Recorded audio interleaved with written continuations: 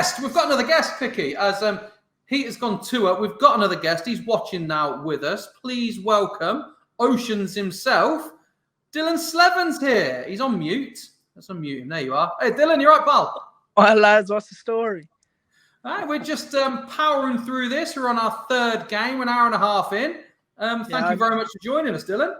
Good. No, pleasure to be here. Literally just got a text there 5 minutes ago off Matt to come on, jump on and say hello to you. So that's the most Matt thing ever. Are you watch? I assume you're watching the darts. Oh yeah. What's it like to watch a game where both players have got 3 darts, Dylan? It's a bit weird, I'm not used to that. No. But sure, look, I found you live quite and you learn. Earlier, they interviewed Callan yesterday before he played Michael, and he says, "Yep, I've got 3 darts now," but he still hadn't got a spare set. No, and I've noticed actually as well that he doesn't have the same points as he did against me. He's just normal standard points now. So come on then, Dylan. Put your name in the ring, because my prediction to win this has just been knocked out in Chizzy. So give us your opinions, mate, and what you've thought of the tournament so far, and who you think your overall winner is going to be. Obviously Daryl Gurney, but apart from that, he'd be in for a shout. Won it in 2017. I don't really know. I watched some of it last night. Like Dirk would have been a pick for me, but sure, he got bet by Dolan. As I always say, the Grand Prix is kind of Dolan's, it's his tournament really. I don't really know who to say. Like, it's hard to call. Like, everyone is thrown well, and especially with double start, double finish, it's hard to call. But I'm probably going to go with Luke Humphries. Ooh. Wow. Probably, but you don't know. Daryl is playing well, so we'll be rooting for Daryl. But Luke would be my pick, but hopefully Daryl gets over the line. I had a question come in for you, Dylan. It's from Mike, who's been watching all the way through. He says, "Are you good friends with Keane?" Keane Barry? Must be, yeah. Must be, unless he means Roy Keane, but I'm guessing Barry. Yeah, no, I'm good friends with Roy Keane. I know. Keane. Me and Keane go way back. When I started throwing darts, Keane was the main face of the organisation over here in darts. So I've been very good friends with Keane since I'd say I was about 15 or 16 years of age.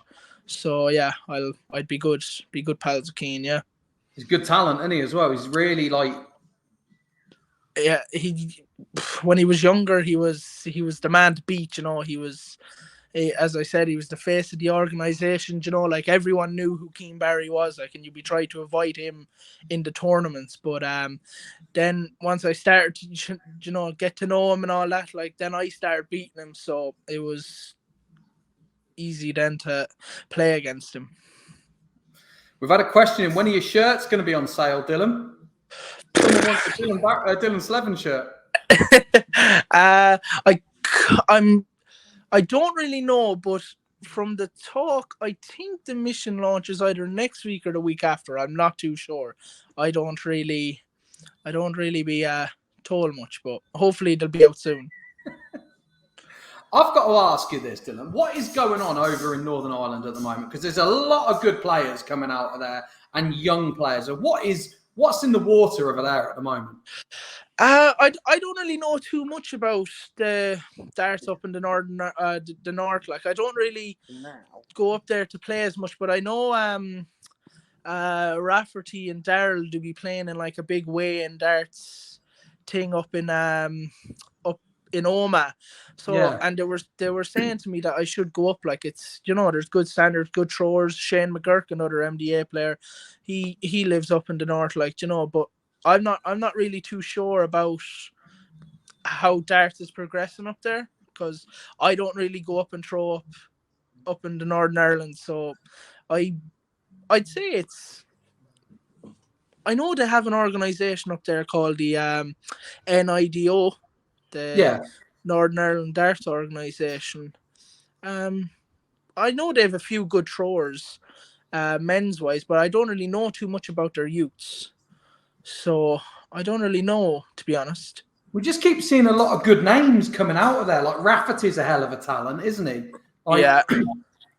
And some of the names you picked up as well. I wondered if there's a thing in the north and the south of Ireland where it's just like darts is growing. There probably is, but they're not telling us. Yeah, just in case you ask for a bit more money. Yeah. Yeah, no, look, Josh has come onto the scene really, he's, Daryl put the Northern Ireland on the map, but Big time. yeah, no, Josh is coming on leaps and bounds now. With that, more than likely going to be a top 16 player, top 10, more than likely. So, but yeah, no, I'd love to know what's going on up there north. They're producing very talented dart throwers. So what's the end game for you then, Dylan? Obviously, you're in the MDA stable now, you're building a name for yourself. We've had people here saying that Dylan in line for the Worlds now. What's the end game for you? What if you could wave a magic wand? What does Dylan Slevin get? Yeah, look, every dart thrower's dream is to be, at a young age, is to be a world champion, and look, Rob Cross done it on his first year when he had a tour card. Yeah. So as Matt, my manager, says, we'll just try and get to the Worlds on your first year. It'll be a big achievement, and it'll set you up for the year after. So I'm actually glad to have we won't say qualified, but we're high up in the order of merit rankings. I don't like to say until I see that dark green on my name, I'll say I have officially qualified for the Worlds. But yeah, no, that was my main goal at January once I got my tour card, to qualify for the Worlds. But look, Grand Slam qualifiers are coming up, and it's winter time, and that's when my darts normally kick on. And I threw okay last week at the Pro Tour. Didn't pick up too much results, but got 2 wins, so I was happy with that. And look, hopefully I can do well in the Worlds. Well, I'll tell you something, Dylan. You've got a fan here in Mike who's watching us. So he went to watch you at the Irish Open in Killarney last year, and he's very impressed. As before you know it, he'll be a tour card holder. So you've got fans. There's people who are believing in you and buying into you. So it is, and under the tutelage of Matt as your manager, it's going to happen. You've got all the opportunities in the world there. Yeah, no, I'm happy to hear that I have fans out there. You play over in the likes of Germany and all that, and you play on the first day, and you hear your name being shouted, and it's kind of nice to hear that people are actually following you, and people are actually talking about you. And so someone's asked to buy your shirt. There's going to be people who want to wear your shirt. I know, yeah. That's what I said to my partner actually. I go, all I want to see is just one fan just wearing my shirt, just walking around. That's all I want to see. It'll happen. That just make my darting dream just, I don't know, It'll happen for sure. Picky, you want to add anything to this conversation? I know that you're talking about your tour card and everything. I'm going to leave you two to it for a second. I'm going to sort something out. Just hang fire for a second. No worries. I know you spoke about your aims for the Worlds and everything like that in your first year. To use a bit of a football analogy, they say when you get promoted to the Premier League, the second year is always the hardest. Do you think that's going to be the case with the tour card? I don't really know, because I to be honest, at Q School, I did put pressure on myself to get it. But I don't know. Now that I have it, I feel like I can be more relaxed in myself, and just throw darts. I was at the exhibition there on Friday in Derby. You beat my man. Pugsy, legend, that lad. And Colin Osborne was just in. We were in the players' room, and we were just talking. And I was just saying, got my tour card in January. The first Pro Tour, I got to a semi-final. But then dipped in form after that. And he said, look, every dart thrower has it. He says every dart thrower is going to have their ups and downs, and one day it might click for you and then it'll never go. So, and I just said to him, look, it's winter time now. That's when I like winter time. That's when my darts start to kick on, and I'm actually starting to throw well in practice as well. I was practicing there and I was playing well, so I'm happy with where my game is going to be going. So hopefully next year won't be too hard, you know. Yeah. So, What makes you say winter time? I have a few ideas on why you might say that, but why winter time? to be honest, Picky, I don't really know. Like during COVID, I was playing online leagues over here in Ireland, and I was averaging 80s. But then after a few months' time, I was averaging, the high 90s, low 90s, mid 90s, and I was like, oh, darts could go somewhere, So then when Matt contacted Sarah, we going to Cusco, I said I'm not too sure, because I'd broken my ankle from playing hurling. So I didn't really know. That really took a step back. And then, sure, look, he said, we'll get right and just go to Q school and look, we can talk about the challenge tour. And I said, yeah, no problem. So, and sure, little did I know I was going to have a tour card. But yeah, no, I always found that in the winter time, I always played much better than summertime, So wintertime, January, February, March, and then about summertime, I wouldn't be very consistent. Put that down to not playing as much, perhaps? Yeah, I would, yeah, probably. I'd put it down to not playing as much because, you're going on holidays and you're relaxing, and then, when you come back home, you're like, oh, I'm going to get back into darts, but you never really do. Do you know that sort of way? Yeah, well, it's a sport unlike any other, really, because, with football, well, cricket, summer footballs, winter, darts is all year. It's never ending. It's an odd, to be honest, right? I'm only starting out, but I just say to myself somehow, I just don't know how the top boys do it. They're out most of the time. I'd be being out 2 weeks in a row. They're out 4 or 5 weeks in a row. I just don't know. I don't understand. Excuse me. How they do it. When they do get those breaks in the PDC calendar, they're off earning money doing the exhibitions. Oh yeah, exhibitions. To do an meet and greet here and there, so. Look, hopefully I'll be one of them someday. I'm sure you will, mate. You've, from what you're achieving on the Pro Tour, and I watch closely, and obviously you've got a supportive partner behind you because we were talking about behind the scenes earlier, weren't we, Rob, about how we don't get to see the family life and things like that, and I'm guessing that's a good backbone for you having a supportive missus. Oh yeah, she's sure. You couldn't do it without one. You couldn't do it without one. I'm not even joking. Even after when she doesn't come over with me because she's currently in college for to become a teacher. So this is her final year, so it's going to be busy for her. But she said, what did she say to me? She was going on there at Christmas time. She's going to have tests, and that. I think the World Champs start on the 15th, is it? Your guess is as good as mine. It's around that time. I think it's the 15th. I'm sure someone in the chat will know anyway. But she says to me that she might have a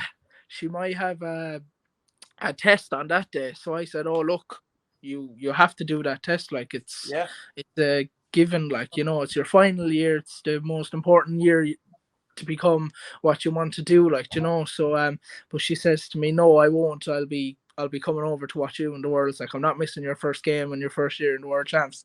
And that it helps. I have her support, my mum and dad, all my family, they're very supportive, So I'm lucky to say. Just to interrupt you, Dylan, for those that are asking, Damon Hayter is one set up, but Searle has just picked up the second leg in this next set. So Ryan Searle is battling back.